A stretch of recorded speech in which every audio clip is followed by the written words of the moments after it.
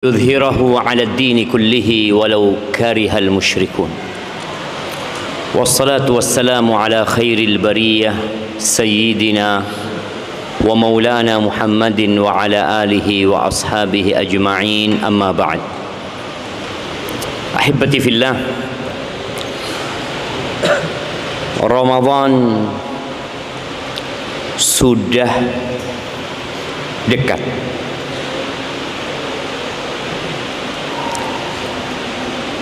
Apa yang kita persiapkan untuk menyambut Ramadan? Sebagian mempersiapkan sandang, pangan, papan. Sebagian mempersiapkan dengan rumahnya dicat. Siapa yang rumahnya dicat karena Ramadan tiba? Enggak ada insyaallah ya. Bersih-bersih rumah. Ada yang sibuk dengan pakaian.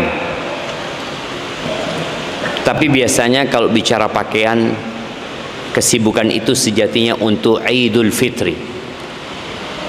Masya Allah ya. Bagaimana persiapan di bulan Sya'ban untuk Idul Fitri. Sebenarnya baik kalau dia mempersiapkan pakaian untuk Idul Fitri supaya di bulan Ramadan dia tidak sibuk dengan perkara-perkara yang sejatinya tidak ada hubungannya dengan Ramadan. Sebagian sibuk dengan makanan. Harga beras berapa sekarang? Nah, berapa? 11, 17. Masya Allah, bayangin jamaah. Nggak usah bingung. Kita mau masuk bulan Ramadan. Kita bukan hendak mengisi perut kita jamaah. Makanya tema kita hari ini, apa tema kita? Ramadan bukan bulan belanja dan kuliner. Bukan. Makanya kekhawatiran orang tua, kecemasan emak-emak dengan urusan dapur, oh nggak laku di bulan Ramadan. Umat Islam sedang berpuasa. Apa kata Nabi sallallahu alaihi wasallam? Idza kana awwalu lailatin min syahri Ramadan, apabila masuk malam pertama bulan Ramadan, sufidati syayatin wa maradatul jin, setan-setan dan dedengkot jin itu dibelenggu. Wa ghulliqat abwabun nar, pintu-pintu neraka ditutup. Falam yuftah min habab, enggak ada satupun pintu neraka yang dibuka. Berapa pintu neraka? 7. Pernah lihat?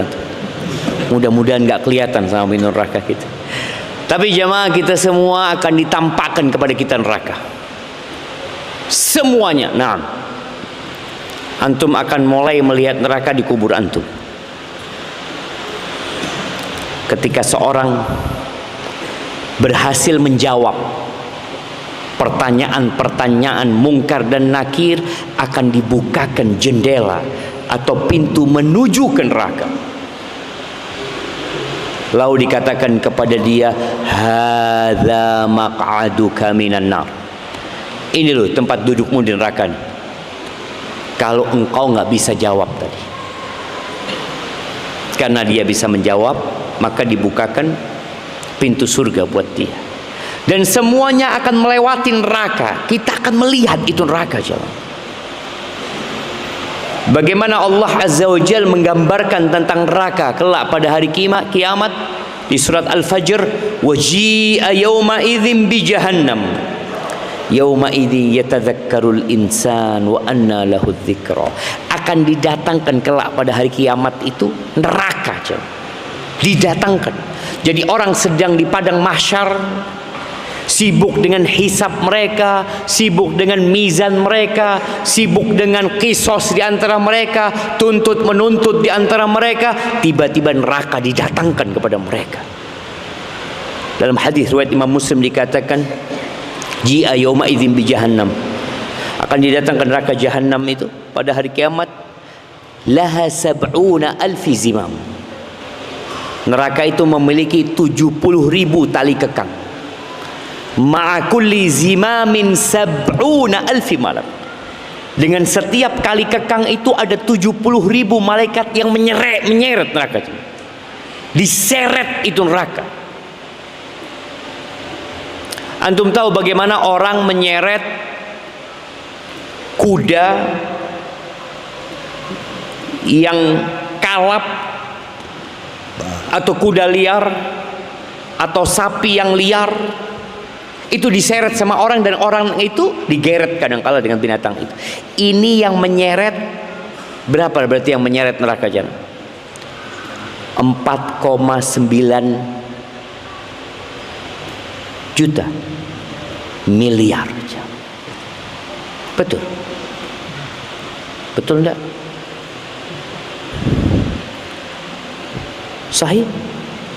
4,9 apa? Juta apa miliar? Nah? Miliar. Coba antum mikir aja, antum jangan ya, lihat aja. Coba mikir, dihitung gitu loh.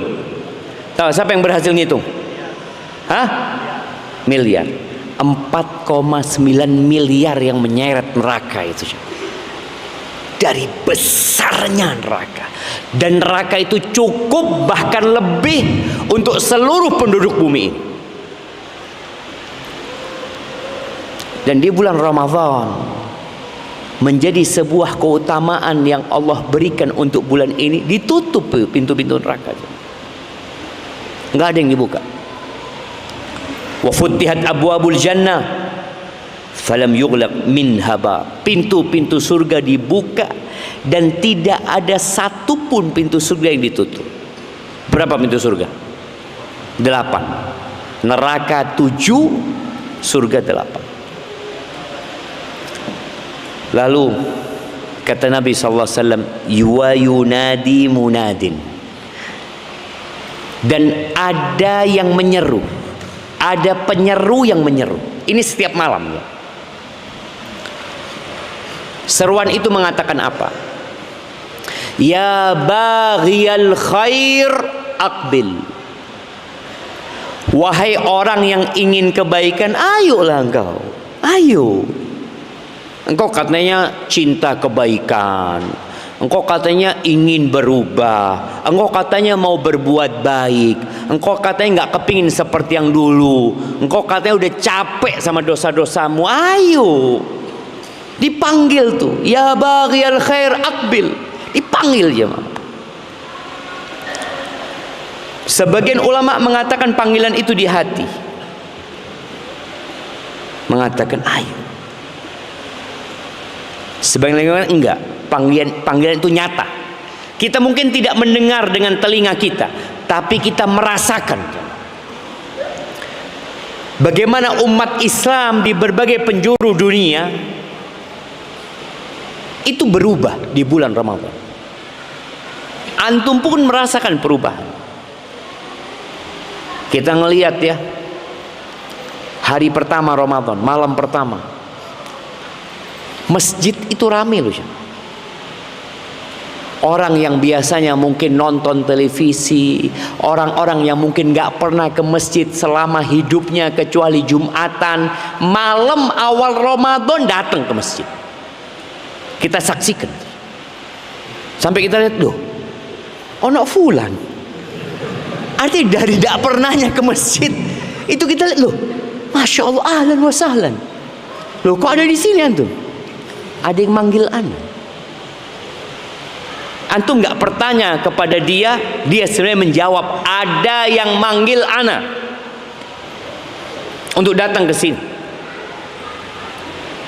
Wa ya baghiyasy syarr aqsir. Panggilan ini untuk semua jenis manusia yang cinta kebaikan dan cinta keburukan. Sebagian kita itu ada yang suka dengan dosa. Ada orang yang terjebak dalam dosa kemudian bertobat, tapi ada orang yang suka dosa meneng dan tidak tobat. Itu juga dipanggil gitu, ya baghiya syarr.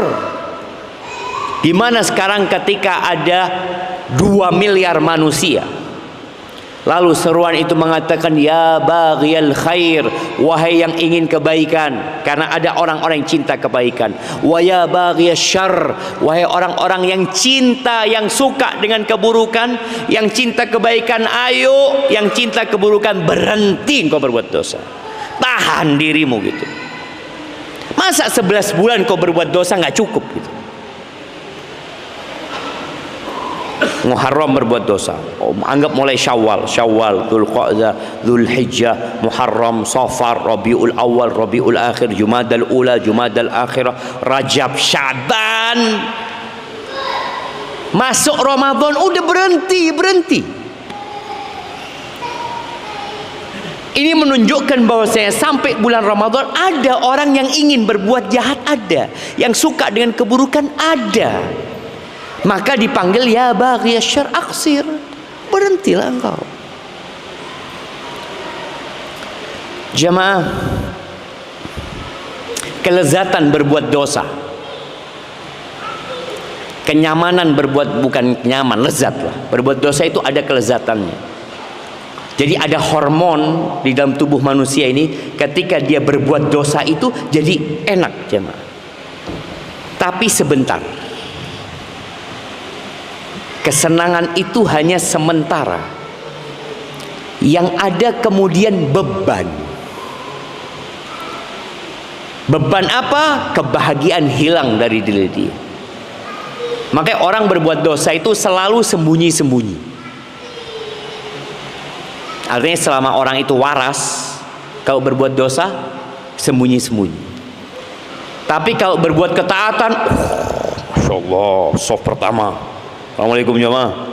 Ahlan. Oh Masya Allah, soft pertama. Kalau berbuat ketaatan dia ingin dilihat orang. Tapi kalau berbuat dosa ada yang ingin dilihat orang. Ya Allah, jangan sampai. Kita ingin menghilangkan jejak dosa kita, dan kita ingin menampakkan jejak kebaikan kita. Itu tabiat manusia. Tapi subhanallah, menampakkan kebaikan dalam rangka dipuji dan disanjung tercela. Nggak ada gunanya engkau beramal. Menyembunyikan dosa ada hikmahnya. Karena semua orang itu diampuni kecuali yang berbuat dosa terang-terangan, kata Nabi SAW. Kullu ummati mu'afan illal mujahirin. Semua umatku diampuni. Ada kesempatan untuk diampuni, ada. Kecuali yang berbuat dosa terang-terangan. Lalu kata Nabi SAW, walillahi utaqa minan nar wa dzalika kullu lailah. Dan Allah Azza wa Jalla menjadikan Ramadan ini momentum untuk menghapuskan nama orang dari neraka. Nama kita ada di neraka, nama kita ada di surga. Tadi disebutkan bahwasanya semua orang punya tempat di surga, punya tempat di neraka. Di bulan Ramadan ada orang-orang yang divonis bebas dari api neraka setiap malam, dan kita nggak tahu loh, kita berada di mana sebenarnya. Tugas kita adalah memohon kepada Allah Azza wa Jalla. Ahibati fillah, Ramadan bulan puasa. Apa artinya puasa? Nah, siapa yang mau jawab? Artinya asyam itu apa? Antum?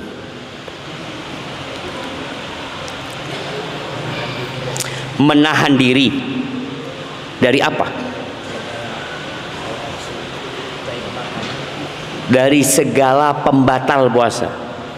Nah, menahan diri, al-imsak anil muftirat, yang membatalkan puasa dari sejak fajar terbit sampai matahari terbenam, dengan niat, tentunya dengan niat.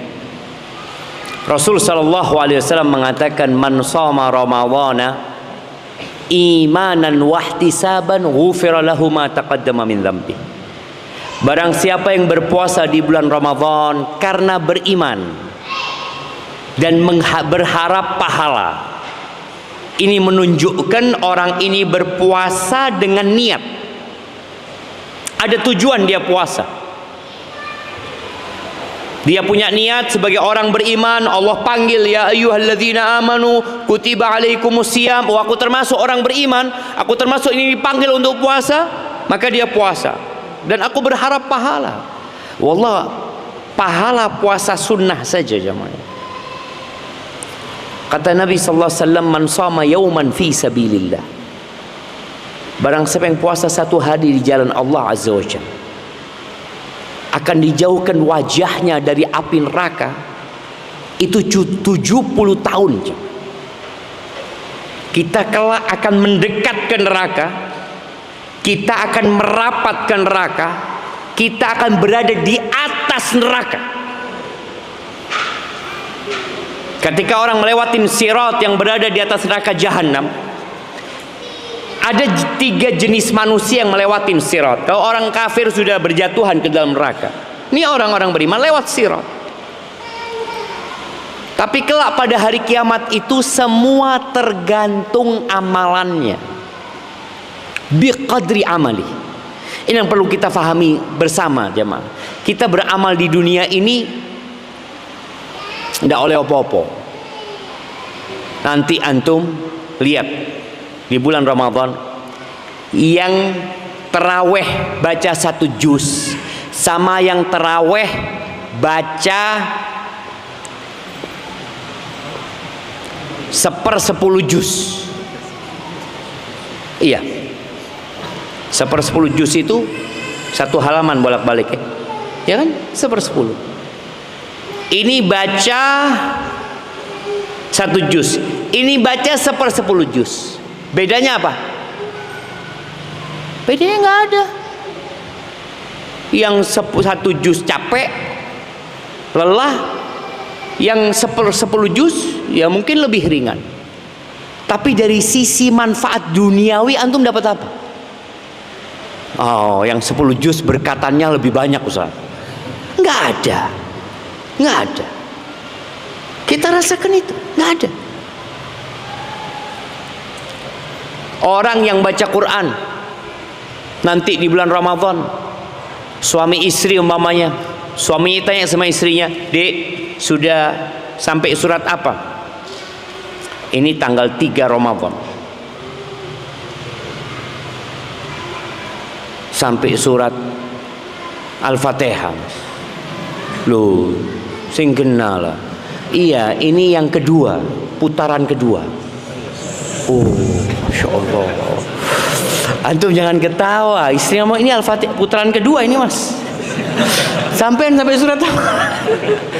Ya Allah, anak sampai juz ketiga. Tuh, istrinya sudah 30 juz, suaminya 3 juz. Apa bedanya? Beda ono. Apa kemudian karena istrinya sudah 30 juz dompetnya lebih banyak isinya? Tidak. Tidak cuma. Maka di sini kita harus meyakini, dan itu seorang muslim ya. Makanya di antara rukun iman itu adalah antuk mina bil yaumil akhir. Engkau beriman dengan hari akhir. Semua yang kita amalkan, semua yang kita kerjakan, Ramadan ini datang itu spesial buat orang yang cari hari akhir. Tapi kalau orang mencari dunia, dia akan terbebani. Perang saja di masa Nabi SAW, Allah mengatakan, minkum man yuridu. Kalian ada yang cari dunia. Itu sahabat Nabi SAW. Ikut perang bersama Nabi SAW. Allah katakan, minkum man yuridu dunia. Wa minkum man yuridul akhir. Makanya momentum Ramadan ini sangat spesial buat orang yang cari akhirat. Gimana nggak spesial jemaah? Ada satu malam yang lebih baik dari 1000 bulan di bulan Ramadan ini. Baik. Tempat yang paling dibenci Allah itu apa? pasar. Kira-kira di bulan Ramadan pasar lebih rame apa lebih sepi? Banyak pasar dadaan. Iya. Artinya jumlah pasar itu bertambah di bulan Ramadan. Yang buka takjil ya, ini mobil-mobil, motor, bentor, apa aja semua. Padahal kata Nabi SAW, abghadul biqa'i ilallahi aswaquha. Tempat di muka bumi ini yang paling dibenci sama Allah itu pasar. Dan ada nasihat, jangan jadi engkau orang yang pertama masuk pasar, yang terakhir keluar dari pasar. Dan tempat yang paling dicintai Allah itu adalah masajiduha, masjid-masjidnya. Maka kita harus sadar sekarang. Kalau mungkin sepanjang tahun antum sibuk dengan pasar, sibuk dengan belanja, sibuk dengan perut yang di bawah perut, sekarang udah dikurangin tuh kesibukan itu. Ya baghiyal khair, yang ingin kebaikan, ayo ini waktunya gitu. Bicara makan. Orang ke pasar beli makan, beli pakaian. Itu kebanyakan yang dilakukan manusia. Disyariatkan puasa la'allakum tattaqun, agar kalian bertakwa kepada Allah Azza wa Jalla. Dan kita tahu puasa ini mengkosongkan perut. Di antara tombol hati yang membuat orang hidup lebih berarti adalah mengkosongkan perut. Membaca Al-Quran dengan artinya, sholat malam, berzikir di akhir malam, itu semua ada di Ramadan ini semua. Semua tombol hati itu ada. Maka tolong antum jangan merusak hati antum dengan makan terlalu banyak. Bulan Ramadan nih, kata Nabi SAW, ya ma'syarasy syabab, man istata'a minkumul ba'a falyatazawwaj. Wahai kaula muda, barang siapa yang punya kemampuan untuk menikah, maka hendaklah dia menikah. Yang mampu. Jadi anak-anak ini kalau nggak mampu jangan maksa orang tuanya. Karena kalau Ustaz gimana Ustaz? Anak sudah nggak kuat Ustaz. Nggak kuat apa? Nggak kuat nahan Ustaz. Fulus punya, maafi. Kuliah siapa yang bayar? Orang tua. Mau kawin lagi orang tua yang bayarin. Yang mampu, kata Nabi SAW, falyatazawwaj. Faman lam yastati' fa'alaihi bisawm. Barang siapa tidak mampu, solusinya adalah puasa. Fa innahu lahu wija. Puasa ini tombol hati. Puasa itu membuat orang jadi nahan diri, kuat dia nahan diri. Dia punya tameng. Di hadis lain Nabi SAW mengatakan as-siyamu junnah. Puasa itu perisai. Perisai. Orang itu jadi lebih kuat. Antum bagaimana menghadapi musuh tanpa perisai? Antum ditebas, antum tahan dengan tangan antum, putus tangan antum. Antum jadi korban nafsu antum sendiri. Tapi ketika antum puasa, antum bisa pegang tuh tamengmu. Diantem, dipukul, dak. Alhamdulillah punya perisai. Kalau puasanya benar. Nabi SAW ini bicara makan, bicara kuliner.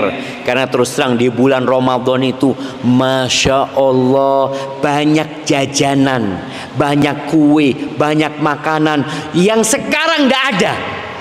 Nggak ono sekarang jamaah. Antum cari makan tuh nggak ada. Bulan Ramadan muncul semua. Oh Masya Allah. Tekun ini. Karena manusia mencari. Maka akhirnya orang bikin dan dijual. Maka tolong antum dengar sabda Nabi SAW supaya tahu Ramadan itu bulan puasa, bulan mengkosongkan perut. nahan makan dan minum, dan nahan nafsu kita. Ma mala'a adamiyun wi'aan syarron min batn. Tidak ada wadah yang lebih buruk yang dipenuhi oleh manusia yang lebih buruk dari perutnya, nggak ada. Yang paling buruk tuh perut kita. Bihasab ibni Adam luqaimat yuqimna biha sulbah. Allahu Akbar. Nabi mengajarkan kepada kita untuk tahu hakikat hidup ini, jemaah. Cukuplah anak Adam itu cukup kalau makan itu beberapa suap makanan yang membuat punggungnya tegak. Jadi makan tujuannya apa? Supaya antum bisa duduk kayak gini, supaya tidak lemes, tegak punggung. Makanya anda lihat makan yang benar itu di warung ya, yang kursinya nggak pakai sandaran. Antum harus tegak kalau di warung. Kalau senden, gelundung. Kata Nabi SAW, engkau makan cukup yang membuat punggungmu tegak. Jadi tegak. Tapi kadangkala makanannya enak, yang membuat kita nggak tahan. Itu terjadi ketika berbuka dan sahur. Antum tergoda dengan makanan. Bahkan habis asar sudah keliling golek panganan, wisata kuliner. Sana dia lihat ya, seneng loh lihat makanan itu, seneng ya Pak. Apalagi kalau yang jualan takjil itu satu baris gitu ya, untuk melihat apa ini? Oh masya Allah, ini apa? Ini apa? Nanti balik lagi, iya. Dan subhanallah semua dibeli. Ini, masya Allah. Kan halal Ustaz, halal. Kalau waktu berbuka halal. Nah, nggak haram jemaah. Kita nggak bicara tentang yang haram. Yang haram wajib ditinggalkan. Ini yang halal pun ternyata kita suruh nahan diri. Kata Nabi SAW, fa'in kana la budda la mahala. Kalau memang harus makan. Tadi kan Nabi SAW mengarahkan beberapa suap. Tapi ada orang, ya Allah udah kuat sah. Kalau cuma beberapa suap itu, ya Allah nyempil di sini. Seperti itu kan. Kalau lah harus makan, dikasih arahan sama Nabi SAW. Apa arahannya? Fathuluthun li ta'amihi, wa thuluthun li syarabihi, wa thuluthun li nafasihi. Kalau harus makan, maka tolong antum atur. Sepertiga makanan, sepertiga minuman, sepertiga buat nafas. Sebagian kita enggak, makan full, sabuknya dibuka supaya nambah sepertiga sih. Dia udah full kan sebenarnya asalnya orang itu ya perutnya itu cukup gitu loh. Cuma karena dia tambahin akhirnya melar. Sepertiga nggak jadi sepertiga, full makanan. Habis gitu minum.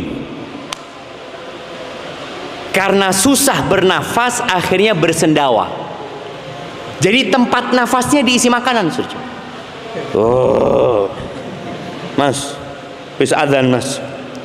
Iya, katanya kalau ada makanan terus adzan, makan dulu. Jadi dia ini beranggapan Ramadan ini bulan makan. Padahal Nabi SAW ketika beliau berpuasa, beliau nggak ada yang spesial di meja makannya jemaah. Apa yang beliau makan ketika berbuka? Kalau ada rutop, berarti ini kalau sedang musim baru panen kurma ada rutop. Karena rutop ini nggak bisa disimpan. Kalau bukan musim panen kurma, maka kurma kering. Kalau nggak ada apa? Air. Kuat nggak Nabi SAW? Kuat Nabi SAW. Apa antum kalau pas buka banyu, pas terawih, aduh lemes sana? Enggak sebenarnya. Bahkan ternyata kita ini sering dengar hadis tentang dianjurkan mensegerakan berbuka, dianjurkan mengakhirkan sahur. Sahih, itu termasuk sunnah. Tapi ternyata Nabi SAW memberikan peluang untuk puasa sampai sahur, nggak buka. Jadi tidak apa-apa antum sahurnya, antum berbukanya pas waktu terawih, boleh apa nggak boleh? Zalim, mendolimi diri sendiri. Ada jamaah, boleh. Kata Nabi SAW, man kana muwasilan. Sempat para sahabat itu ikut wisolnya Nabi. Nabi nyambung puasa alaihi salatu wassalam 24 jam. Jadi 48 jam. Jadi 72 jam. 3 hari jam. Tidak sahur jemaah, tidak berbuka. Sahabat mau ikut. Kata jangan, kata dia. Kalian nggak sama aku. Lastum kahayati. Nggak sama dengan aku. Fa inni abitu yut'imuni rabbi wa yaskin. Aku tuh di malam hari dalam kondisi beliau beribadah mendekatkan diri kepada Allah, beliau mendapatkan makanan dan minuman dari Allah Azza wa Jalla. Bukan makan minum ini jamaah. Ibadah yang beliau nikmatin, kelezatannya itu membuat lupa dari makan dan minum. Gak perlu. Akhirnya Nabi SAW membuka peluang buat para sahabatnya yang ingin nyambung puasanya, falyuwasil ila sahar. Silahkan wisol sampai waktu sahur. Jadi antum tidak usah berbuka. Berbukanya kapan? Sahur. Sebagian nggak pernah dengar hadis ini. Yang dia dengar segerakan berbuka. Sampai urusan azan, dia nyari masjid yang paling cepat azannya. Mana ya? Masjid mau tinggal di Robbani ini. Iki telat Robbani ini. Jadi antum itu berbuka itu bukan dengan azan. Berbuka itu dengan tenggelamnya matahari. Makanya di beberapa masjid itu ada yang telat ya, Mang. Anak pernah tinggal di satu daerah, kita nunggu azan jemaah. Kok enggak azan-azan? Ternyata tukang azannya buka disik. Karena dia tahu ini orang-orang nggak harus nunggu azan. Dia masuk waktu sudah dia makan, minum, masya Allah. Dapat 5 menit baru azan dia. Harus yang dia omang ngenteni. Nah itu terjadi, tapi nggak apa-apa. Artinya antum itu baru boleh berbuka ketika memastikan sudah tenggelam matahari, sudah dipastikan tenggelam baru boleh berbuka. Tapi ketika ragu untuk mengatakan koyoke masjid ini jamnya salah. Iya, ada orang, anak pernah pada waktu itu sholat di masjid rumah sakit. Ternyata memang jamnya itu cepat. Sehingga karena melihat jam, dia melihat jam, mencocokkan dengan jadwal sholat yang di masjid kan ada. Yang jadwal sholat setahun itu kan. Dia ngelihat jamnya, wes masuk waktunya, langsung buka. Padahal jamnya salah. Maka tolong harus dipastikan. Lebih baik antum telat sedikit, tidak apa-apa. Kalau berbuka itu 5 menit setelah adzan, 15 menit setelah adzan, itu masih masuk kategori segera. Tapi lihat, yang dimakan Nabi SAW apa? Apakah beliau mengkhususkan menu? Karena kita Ramadan, menunya harus lain. Tidak ada, biasa aja. Sahur pun sama. Karena memang Ramadan ini bukan bulan kuliner. Bagi yang di bulan Ramadan sering kenyang, hati-hati. Sering bersendawa, makan sebelum maghrib. Tadi takjilan. Takjilan habis 2 piring sudah jemaah, gorengan ini. Sudah berbuka? Belum. Takjil tadi masih. Takjil. Kapan nanti Ustaz? Habis maghrib. Habis maghrib makan lagi ya, Masya Allah. Terus nanti pas selesai terawih, makanya banyak kita terawihnya nggak kuat ya. Nabi SAW pernah melihat seorang sahabat bersendawa. Lagi kumpul sama Nabi, dia mengeluarkan nafas dari perutnya itu ya. Apa kata Nabi SAW? Kuffa anna jusha. Tahan sendawamu dari kami. Fa inna atwalan nasi ju'an fil akhirah aktsaruhum shib'an fid dunya. Orang yang paling panjang kelaparannya nanti pada hari kiamat adalah orang yang paling sering kenyang di dunia. Maka tolong jangan antum kemudian berpikir Ramadan jadi wisata kuliner. Enggak. Bukan dilarang makan lo, enggak. Tapi tadi antum ambil aturan ini. Cukup untuk menegakkan punggung. Dan Nabi SAW, apakah tatkala beliau sering berpuasa kemudian beliau jadi lemas beribadah? Tidak.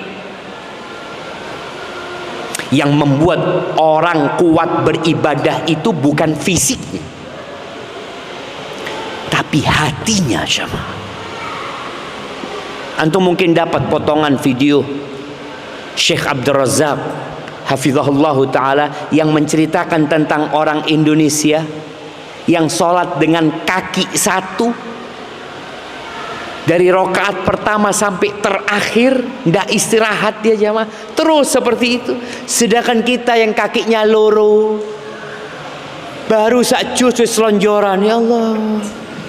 Wallah jamaah, ini ibadah bukan hanya dengan fisik. Oke, kita butuh dengan fisik kita, tapi ternyata kebanyakan makan itu membuat jantungnya lemah dan membuat fisiknya jadi lemas. Maka jangan berpikir ketika antum berpuasa ibadah antum jadi berkurang. Antum lihat bagaimana salafus soleh di bulan Ramadan lebih giat beribadah, padahal makannya lebih sedikit. Jelas sehari penuh, bayangkan Nabi SAW ya. Kalau antum melihat Nabi SAW di rumahnya cuma ada air, beliau minum air. Apakah setelah itu aduh ya anak cuma puko air jadi lemes ya. Sebagian kita kalau sahurnya sedikit ya, sahur Allah lemes. Antum kebawa perasaan saja sebenarnya. Seharusnya tidak. Bagaimana Nabi SAW menjelaskan orang yang puasa ini jadi kuat nahan nafsunya. Fa in sabahu ahadun au qatalahu, kalau ada yang nantang berantem dia, ada yang memaki dia, apa kata dia? Ini shaim, ini shaim, aku puasa. Dia jadi lebih kuat jemaah, menahan emosinya, menahan nafsunya. Seharusnya seperti itu, asalkan tadi bener antum puasanya. Tapi kita dengarkan adzan dulu.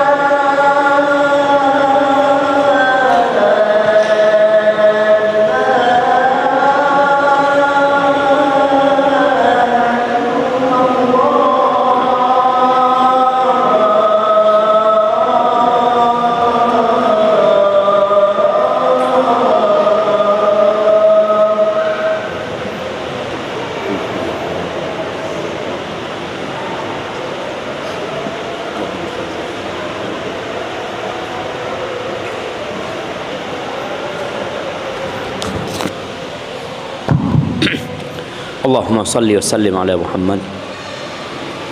Jadi ahibati fillah,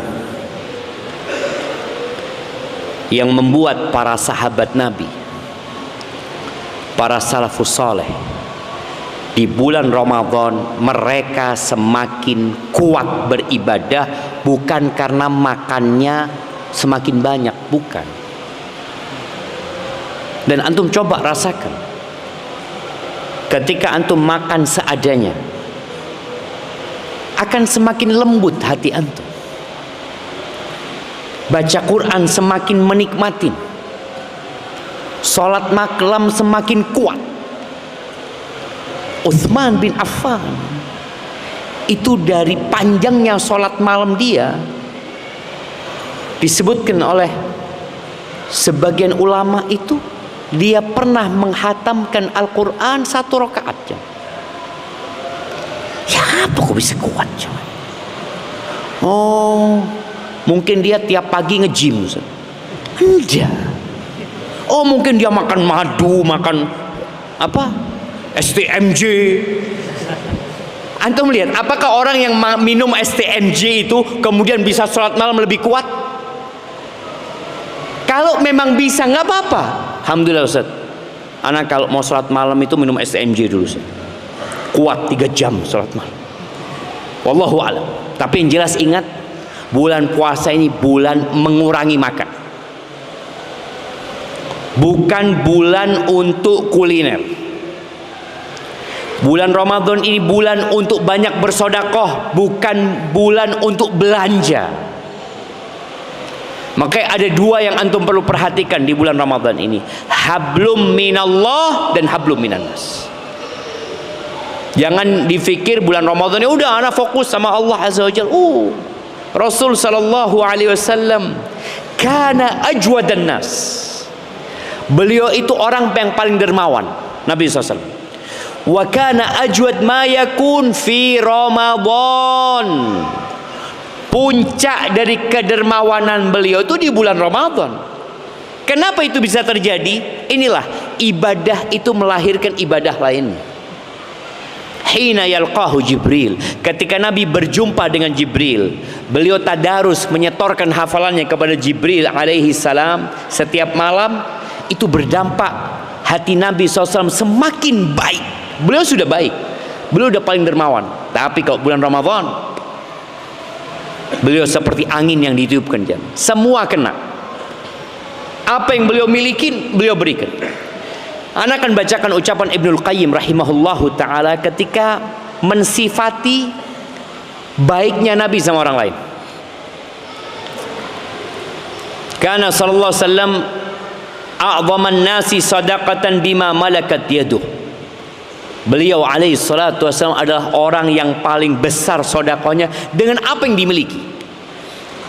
Mungkin secara jumlah lebih banyak Utsman, Abdurrahman bin Auf, karena mereka mungkin hartanya lebih banyak. Tapi udah kita sampaikan dalam beberapa kajian bahwasanya hitungannya itu persentase, bukan jumlahnya. Antum kalau punya uang 1 juta, sedekah 500.000, berarti antum sedekah berapa? Setengah harta antum. Kalau antum punya uang 10 juta, sedekah 500.000, antum berapa sedekahnya? 5%. Tadi 50%, yang ini 5%. Makanya Nabi SAW disebutkan orang yang paling banyak sedekahnya, paling besar sedekahnya. Wa kana la yastakthiru syai'an a'tah lillahi tabaraka wa ta'ala istaqillu. Beliau kalau ngasih itu tidak pernah merasa banyak yang diberikan. Kalau sedikit yang beliau berikan juga nggak merasa sedikit, karena ini untuk Allah Azza wa Jalla. Pokoknya yang ada diberikan. Wa kana la yas'aluhu ahadun syai'an 'indahu illa atahu qalilan aw katsiran. Enggak ada orang minta sama Nabi dan Nabi punya kecuali dikasih sama Nabi SAW. Mau banyak mau sedikit, sampai bajunya dikasihkan. Sallallahu alaihi wasallam. Beliau berbagi kepada orang yang tidak takut kefakiran. Wa kana al-'ata' was-sadaqah ahabba syai'in ilai. Nabi cinta banget sama sedekah. Yang paling beliau cinta itu ketika beliau bisa bersedekah. Antum nih kalau berbagi duit sama orang, ada orang susah, butuh duit, antum bantu dia 500.000. Antum gembira karena membantu dia atau gembira karena membantu diri antum? Ingat, sedekah itu sejatinya kita menolong diri kita sendiri. Tadi kita sampaikan tentang hari kiamat.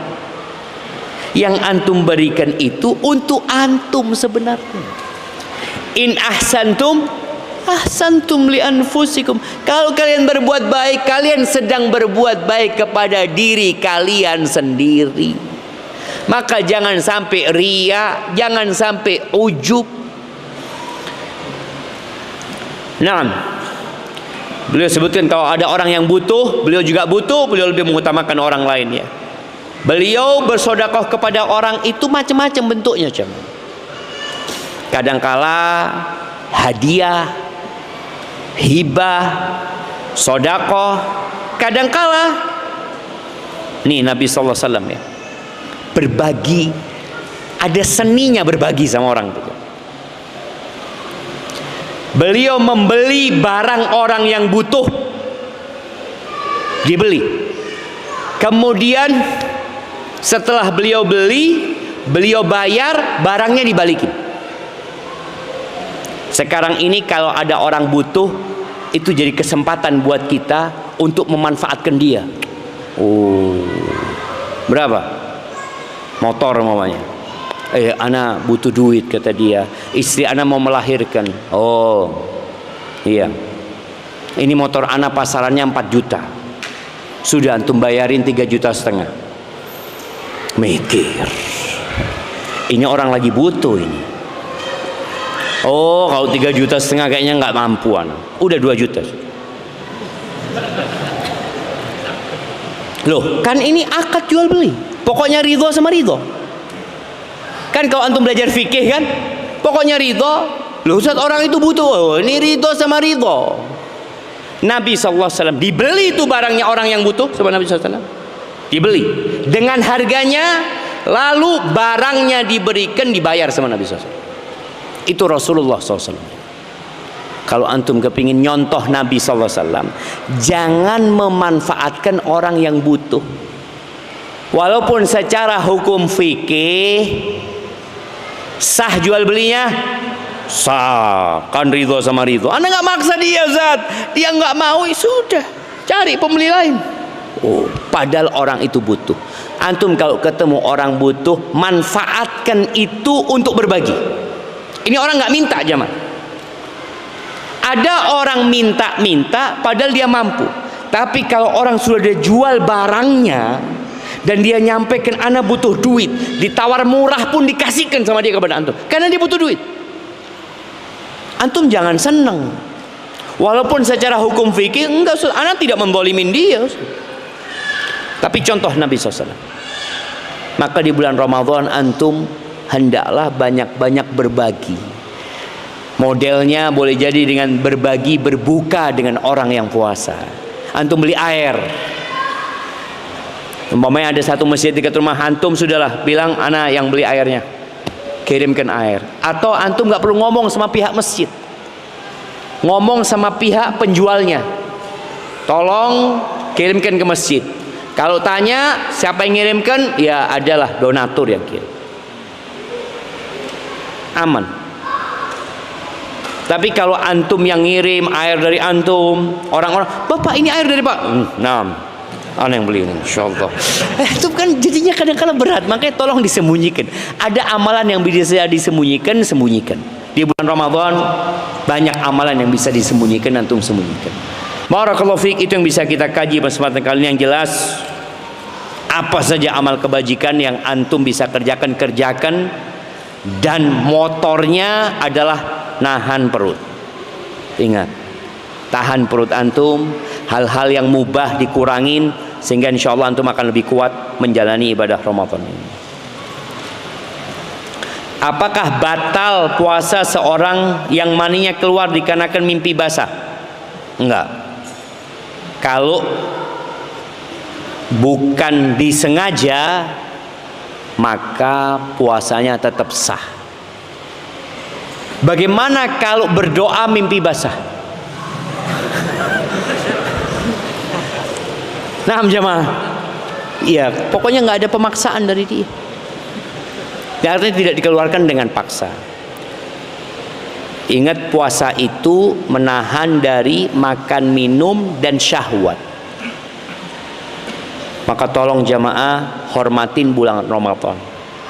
Seorang yang membatalkan puasanya tanpa sebab dengan makan dan minum, itu kelak akan diazab pada hari kiamat.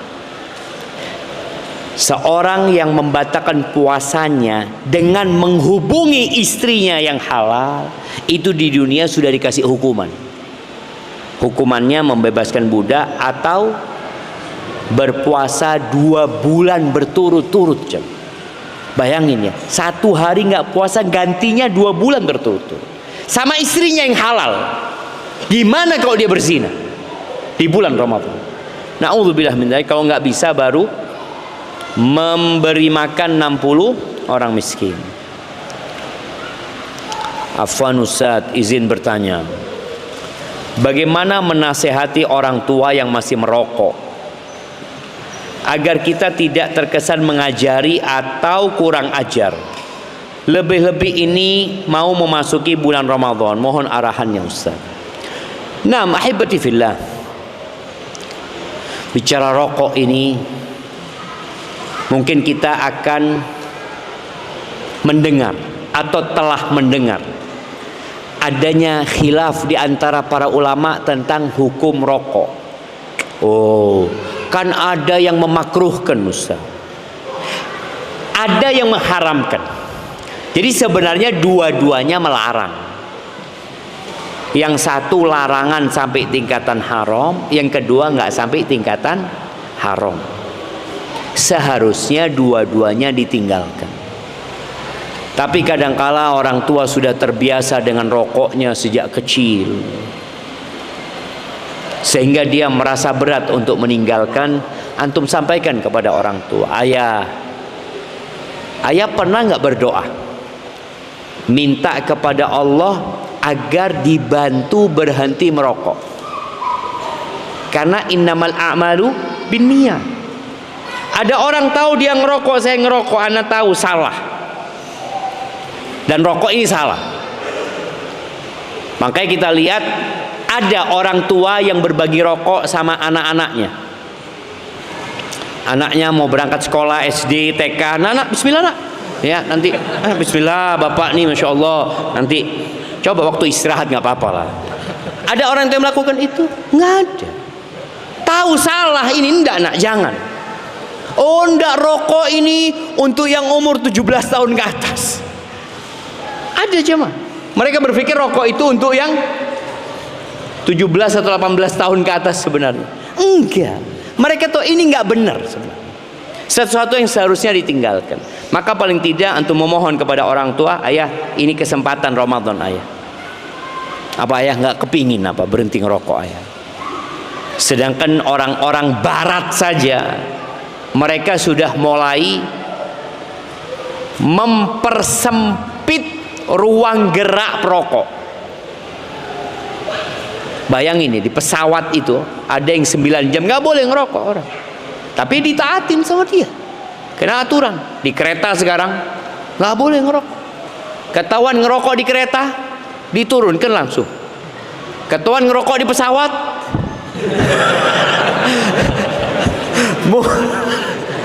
tapi kalau di kereta kalau nggak salah diturunkan kan? Diturunkan di mana? Stasiun terdekat. Kalau pesawat mungkin diturunkan di awan terdekatnya, dibukakan nantinya. Artinya mereka tahu rokok ini nggak baik, jangan. Mau rokok elektrik, mau rokok apa ini itu, semua sepakat itu nggak baik. Maka tinggal anak ini bagaimana? Ayah coba ayah berdoa lah ayah. Dan subhanallah di Jember ini di Sabtuan sana dibangun apa?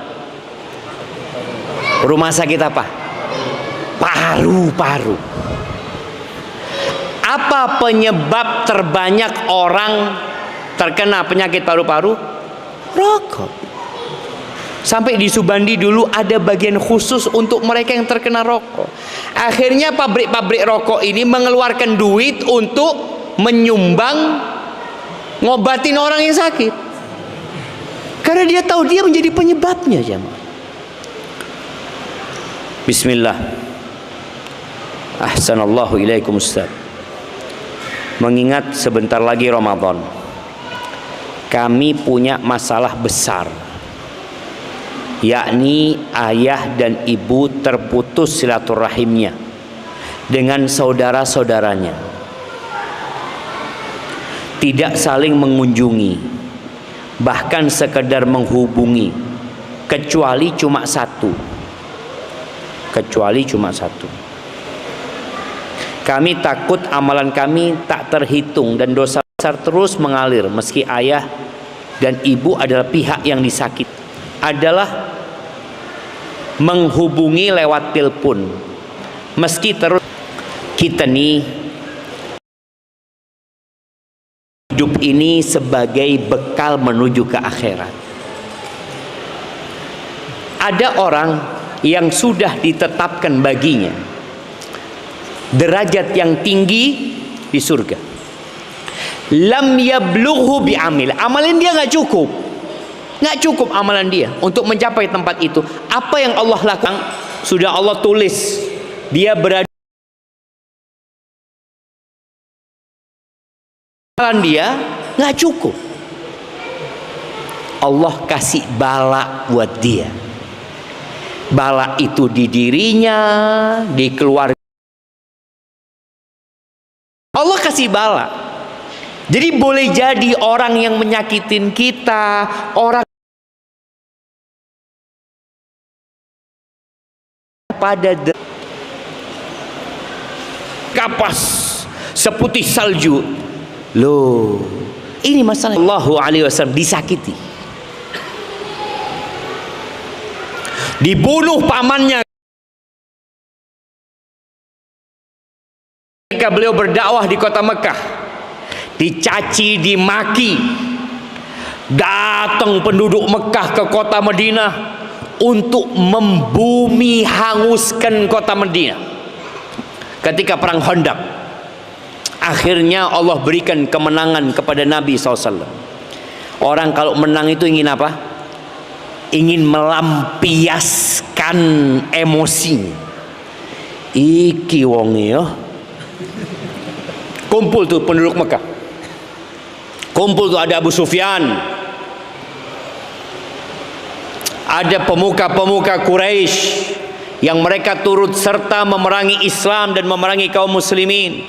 Kata Nabi SAW, idhabu fa antum tulaqa, kalian pergi semuanya, kalian bebas. Nggak ada yang ditawan dari mereka, bebas kalian. Kita kalau nyimpan sakit hati yang ada penderitaan, antum yang menderita.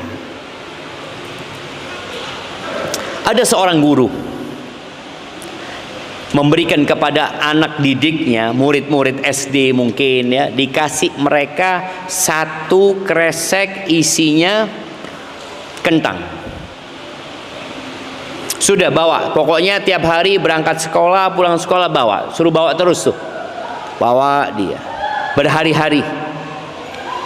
Ada yang busuk jemaah, ada yang sudah dibuang, ada yang masih dibawa. Ditanya, kenapa, mana kentangmu yang biasa kau bawa? Udah rusak, kata dia, busuk, nggak enak, kata dia, aku buang sudah, kata dia. Ada yang masih dibawa aja. Permisalannya seperti itu. Ada orang yang menyimpan sakit hati, kemudian yang menderita dia sendiri. Seharusnya dia lepas sakit hati itu. Selesai. Apa kata Allah Azza wa Jalla? Wala tastawil hasanatu walas sayyi'ah. Kebaikan dan keburukan nggak sama. Jelas. Kalau dikata, oh dia yang nyakiti, iya, engkau berbuat baik, dia yang nyakitin. Terus apa sikapmu? Idfa billati hiya ahsan. Balaslah keburukan itu dengan yang lebih baik. Fa idzal ladzi bainaka wa bainahu adawatun ka'annahu waliyyun hamim. Permusuhan yang terjadi antara engkau sama dia itu bisa berubah menjadi persahabatan, pertemanan yang hangat. Apalagi ini saudara. Ketika ada seorang sahabat mengatakan, ya Rasulullah, aku tuh punya kerabat, aku berbuat baik kepada mereka, mereka berbuat buruk kepada aku menyambung mereka, mereka memutuskan, ya Rasulullah. Apa kata Nabi SAW? Fa in kunta kama qulta, kalau pernyataanmu benar, karena ada orang yang ngaku kayak gitu, kalau benar yang kau katakan, maka seakan-akan engkau memberikan bara api kepada mereka, dan tetap akan ada malaikat yang melindungi dan menjaga. Maka terus jemaah, engkau kalau menyambung rahim, rizkinya diluaskan, umurnya dipanjangkan, orang itu mau memutuskan, terserah. Engkau berbuat bukan karena manusia. Ketika kita berbuat dikarenakan manusia, yang ada loro hati. Manusia ini sama Tuhannya nggak bersyukur. Kok sama engkau? Apa yang kau berikan sama dia?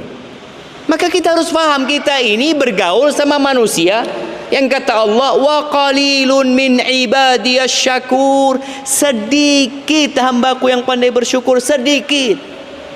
Dan antum juga harus tahu diri, antum punya banyak dosa.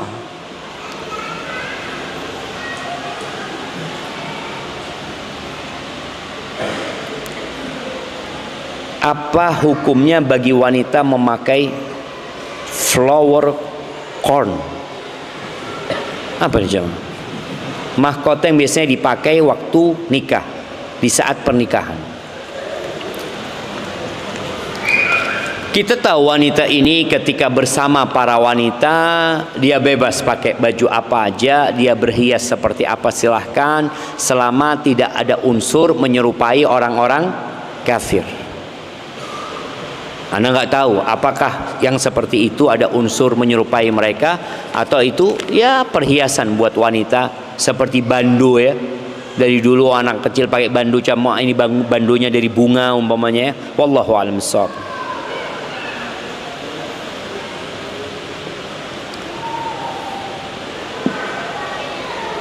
Afwan Ustaz, mohon nasihatnya buat teman ana yang alhamdulillah hadir di kajian.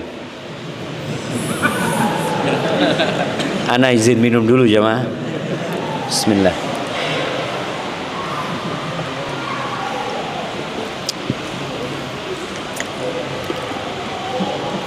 Alhamdulillah.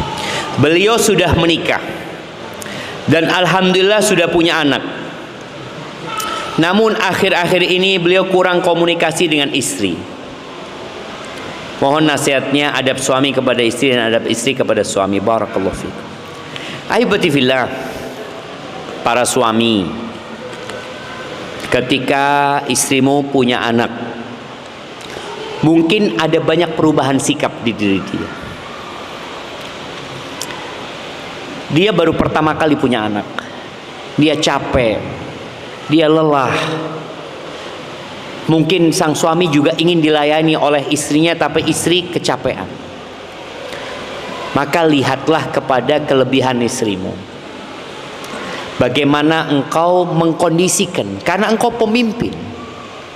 Pemimpin itu ketika melihat anak buahnya lemah, nggak mampu ngangkat sesuatu, apakah dimarahin atau dibantu? Jamaah, dibantu. Karena dia nggak mampu, bukan nggak mau gitu loh. Tapi kalau nggak mau dikasih arahan. Maka suami ketika istrinya sudah punya anak, maka engkau lihat kesibukan istrimu, ada anaknya sekarang. Iya Ustaz, tapi suami itu bayi besar. Ini istrinya cuma sibuk dengan bayi kecilnya, kita yang besar ini nggak diurusin. Maka maklumin, sambil terus bagaimana istri diajarin. Tapi biasanya istri itu kalau dikasih tahu sama suami nggak percaya. Tutu ustadz, awak. Ya, jadi suami istri kadang-kadang nggak mau aja mas. Sampai anak punya teman dia mengatakan, tolong istri anak dikasih tahu. Anak udah kasih tahu, kasih penjelasan. Jawab dia apa? Awakmu tutu ustadz. Oh iya, siap. Ini ustadznya. Ngomong sama ustadznya gitu.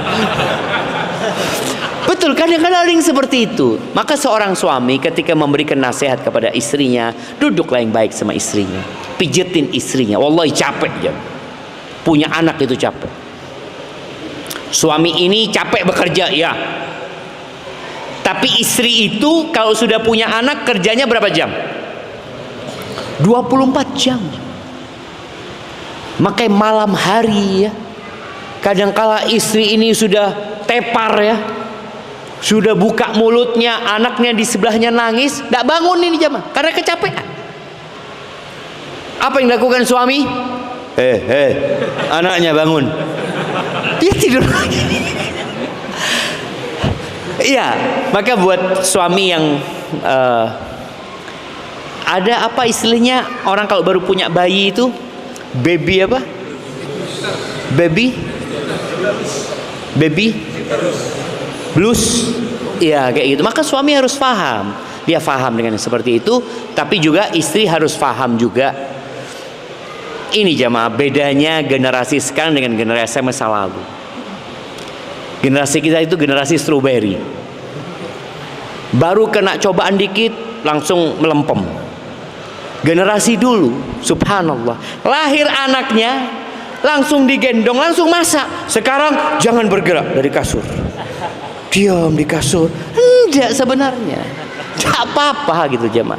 Cuma ya tetap harus jaga-jaga. Sang suami ya berusaha untuk membantu istrinya.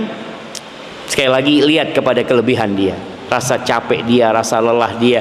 Dia ngandung anak antum 9 bulan, dia melahirkan anak antum, mempertaruhkan nyawanya, dan sekarang dia harus nyusuin yang kadang-kala itu melelahkan dia jemaah. Barakallahu fikum.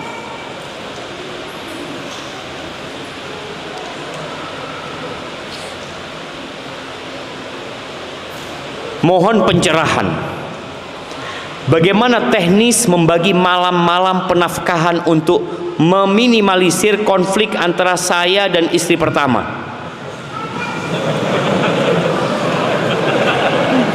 Ini pertanyaan berkelas ini.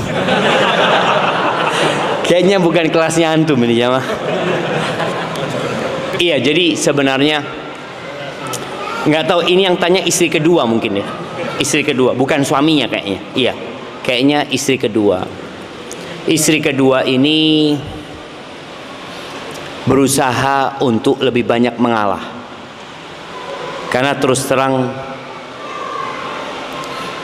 di masa sekarang ini menikah lebih dari satu itu dianggap selingkuh, dianggap buruk, seperti itu. Kemudian lingkungan kadangkala tidak mendukung. Jadi boleh jadi istri pertama itu ditekan supaya gugat cerai, ini itu macam-macam. Jadi istri kedua berusaha untuk lebih banyak mengalah. Kalau hakmu tidak di,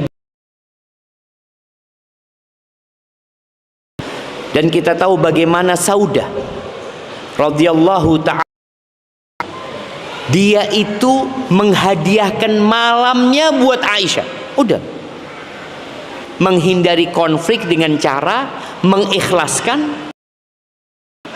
Umpamanya saya udahlah terserah bang, yang penting umpamanya istri pertama ridho, umpamanya adil Ustaz, ini itu engkau maklumin dia. Mungkin dia berusaha untuk adil, tapi kondisinya tidak memungkinkan. Yang ada berantem tiap malam. Akhirnya suami, sama bang, engkau zalim bang, udah nggak usah kesini. Berangkat ke istri kedua, afan, bagian istri pertama.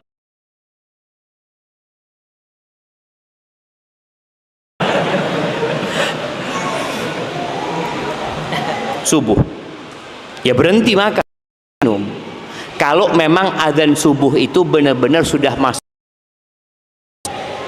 Ada azan yang lebih awal ternyata, maka ketika memang antum sudah tahu itu sudah masuk waktu subuh, ya sudah selesai, berhenti, jangan terus makan.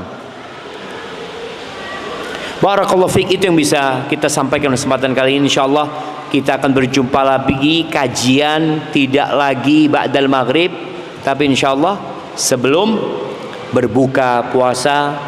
Dan insyaallah di Masjid Abdillah ini membuka peluang ya bagi orang-orang yang ingin berpuasa di sini, silahkan.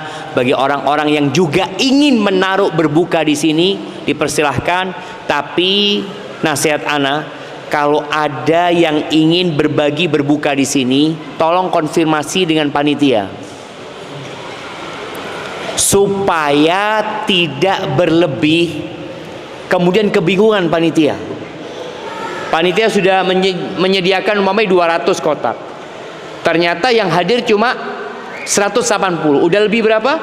20. Datang satu becak ya mah, 50 porsi. Allah, bukan seneng panitianya, bingung panitianya. Antum ingin berbuat baik, agar yang antum berikan itu dikonsumsi, maka antum konfirmasi sama panitia. Nggak perlu panitia kenal antum. Antum cuma WA, nanti ana mau kirim makanan besok ya, 50 porsi. Ya sudah, nggak perlu dia kenal, yang penting datang. Artinya sodakoh antum tetap sembunyi-sembunyi, nggak ketahuan, tapi targetnya tercapai. Barakallahu fik. Itu yang bisa kita kaji. Subhanakallahumma bihamdika asyhadu an la ilaha illa anta astaghfiruka wa atubu ilaik. Allahumma ballighna Ramadan warzuqna siyamahu wa qiyamahu wa atiq riqabana minan nar warzuqna qiyama lailatul qadri ya rabbal alamin.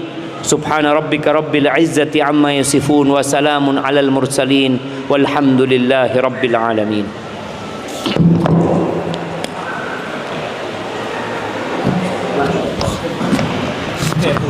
هذا نحن خلاص خلاص صلي إن شاء الله هذه الليلة